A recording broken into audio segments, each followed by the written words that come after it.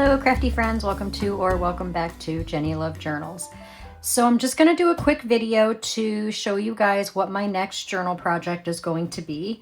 If you've been following my channel for quite some time, you already know that cookbook junk journals are one of my favorite things to make, among many things, but cookbook junk journals are pretty much there at the top as far as the types of junk journals that I enjoy making. So I have made, as you guys know, several different cookbook junk journals in the past. I've recently just finished 3 of them that I sold on Etsy, and thank you to those who purchased those cookbooks. I hope you're enjoying them. But I had 3 one signature cookbooks from the 1930s that I turned into junk journals recently, and I was very happy with the way they turned out, and I kind of wanted to keep going as far as the cookbook junk journals. So since I have made several different kinds in the past, I have yet to make the ring binder cookbook junk journal. So this will be my first one where it has the ring bound pages. This particular ring bound cookbook is not very old. I want to say that this is from the 80s. I did see a date. Oop, if I can pick it up here. I did see a date. I want to say, oh, right there, 1998. So not old at all. Still considered vintage because it is more than 20 years old. But in my opinion, I've explained to you guys several times what I think as far as what should be vintage and what shouldn't be. But technically, this is a vintage ring-bound cookbook. It's in excellent condition for being, what, 27, 28 years old. Wait, did I say 1990 or 1998? Now I already forgot. 1998. So it is 28 years old. So in excellent condition. And I know that, you know, there are a lot of cases where when cookbook junk journals are made, a lot of the pages from the original book are removed to accommodate room for other pages. But as you guys know, I personally like to leave all of the original pages in the book, even after I'm finished, when it's been turned into a junk journal, because why not, right? Why wouldn't you want to have all the pages in there so that you can utilize it as a cookbook as well as a junk journal, or just one or the other, or whatever you prefer. So I have, literally without exaggeration, 12 of these ring binder Betty Crocker picture cookbooks. This is the only one that I have that is this new. All the other ones are from the 50s and 60s. So I wanted to use the newer one in this project. So I'm just going to show you some of the things that I have gathered. And yeah, even like, look at the spine. Like, even the spine is like, whoa, like super good shape. I think I bought this at Goodwill. This is like a Goodwill sticker, $5. But originally this book was $30. So can't beat that. So anyways, yeah, that is going to be my next journal project. I have gathered a bunch of pages to add to the ring binders, obviously, or the rings. I do have one of those long punches so that I can punch the rings in the pages and things like that. A lot of these pages are folded in half, but I do need to cut them down the center because these particular types of junk journals, the ring bound, are not, there's no signatures in them. So obviously you have to bind it in the ring. So you cut this in half and then punch the holes here. And so I have to cut all of these in half to make single pages. I already started with these ones, as you can see. So these are going to be added into the cookbook, and all of these, well, no, not all of them. Some of them are KB and Friends. Others are Polka Dot Pixel. I have some lacy patterns here from Angela Kerr. I do have some coffee dyed and tea dyed pages that I had did myself that are among these. But these are all going to go in this along with the original cookbook pages. So let me just tell you that by the time this journal is finished, it's going to be pretty thick, like really, really thick. I also have this. This is a vintage like coupon holder or something. or kitchen keepsakes. So it, you know, held recipes and things like that. I don't know the year on this. I purchased this at a church sale, but I know that it's pretty old. So I kind of utilized it to keep book pages and fussy cuts and cutouts and partial pages, you know, full signature pages and things like that that I have harvested from vintage cookbooks. So as you can see here, I have like several pieces cut out that I can make into journaling cards and pockets and things like that, all in these little sections here. So I will be utilizing those to make ephemera and, like I said, pockets and tuck spots and things like that in the journal. I have this, let me zoom out here so I can open it up and show you what I got in here. This is only some of the things that I have gathered. This is actually not everything. I still have some more things that I want to incorporate that I have not gathered yet. I also have these scraps of scrapbook paper that have to do with cooking. These are leftover pieces from the last cookbook journal project that I did a few weeks ago. So I'm going to utilize those and figure out some fun stuff to do with those. I have some die cuts here, some that I cut out using my Cricut that I purchased in digital form on Etsy, and other things I used to cut out using my dies on my Big Shot. And then I have some stamped pieces here, like from My Kitchen to Yours. Those were stamped and cut out by hand. Let me open them so you can see them better. So these are like mostly just leftover pieces from the last junk journal project that I did, but I'm going to cut out some more because this obviously isn't enough. So, but this is just to give you an idea of some of the die cut pieces and things that I will be using. Mostly vintage style, like 50s and 60s. Here I have a couple stacks of recipe cards that I will be tucking into pockets and things like that, so that you can write your own recipes. I have these adorable tags. If you follow my channel, you have seen these tags before. I've shown these in a haul video, and I also used a few of these in the last project that I did.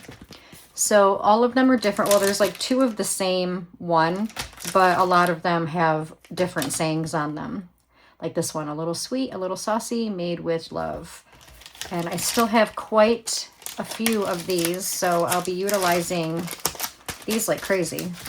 I have these vintage cookbooks that I will be doing some harvesting in, and like, look at these images. I love these images, and I can utilize these to decorate and make pockets and tucks and things like that. But I also like to utilize these types of recipes. I cut them out and then I back them onto coordinating cardstock or scrapbook paper, you know, to make it look extra pretty. But I also like to tuck recipes into the pockets and things like that. But I only choose recipes that I'm pretty confident that most people would use. Like, instead of putting a recipe in a pocket for like liver sauce or something, you know, I know that odds are probably the majority of people are going to be like, the heck am I going to do with liver sauce? I ain't going to eat that, you know? So I do try to incorporate as many recipes as I can, as far as what I know people will utilize for the most part. So I have this. I also have this one. I love that, 1980. That was the year I was born. And there's a lot of really, really cute recipes in here too. These are pages that I took out of a Betty Crocker cookbook that I will be utilizing. Here is the book itself. I just haven't harvested all of the pages, but I love the images in this book. Lots of different things I can do with these. And then I have this giant cookbook here. And then of course I have, as you guys know, if you've seen my craft room tour video, I have a huge cabinet filled to the max with vintage and antique cookbooks that I can utilize to take recipes out of and things like that for this. So I have not taken them out because they will be stacked up all over my desk. But I do have many, many cookbooks to choose from, to harvest recipes from, to make homemade recipe cards and journaling cards and things like that. I also forgot to show that I have 2 boxes of these recipe cards. I have Betty Crocker, a box full of vintage Betty Crocker recipe cards. And these are all from the 1970s. And then I have a box of McCall's recipe cards that are also from the 70s. Let me just make sure here. Oh, if I can focus. 1973. Let me try to get closer and focus. Come on now. Come on. It's not going to focus. There we go. You can kind of see it at the bottom. 1973. So I do have all of these vintage recipe cards that I can utilize as well to put in the journals. And I'm excited because I can put these in, you know, just separately, just as the recipe card itself, or I can back it and I can embellish them and make them really pretty so you have something pretty to look at when you're reading a recipe. So I do have these as well to go inside of the journals, and I love using these. Yeah, that is my next journal project that I am starting. This will be for sale in my Etsy shop when I am finished. I will not be keeping this journal. Like I said, as far as these ring binder Betty Crocker cookbooks, I have many of these, with this one being the newest. All the other ones I have are pretty vintage. So if I want to make one for myself eventually, I will.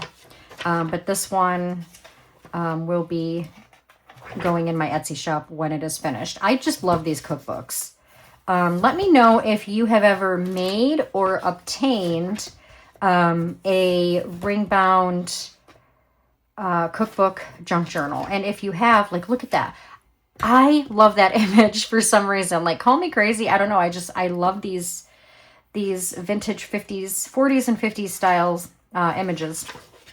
But anyways, how do you like it? Like, if you made one, how did it turn out? Did you have fun making it? If you have purchased one or received one as a gift, do you utilize it? And if you do, how do you utilize it? Because I'm curious. You know, I know that some people, when they purchase junk journal cookbooks, they utilize it for just a cookbook, or they utilize it for just a journal, or sometimes both. You know, it's exciting to learn how people utilize different things. So I'm really, really excited to get started on this. Like I said, I have already gathered a lot of things for it. There's some more things that I want to gather, but this baby is going to be a chunky monkey by the time I am done. Between leaving all of the original pages, adding all of the digital pages, and extra pages like vintage and antique ledger pages, you know, doilies, envelopes, you know, all kinds of things that I will be incorporating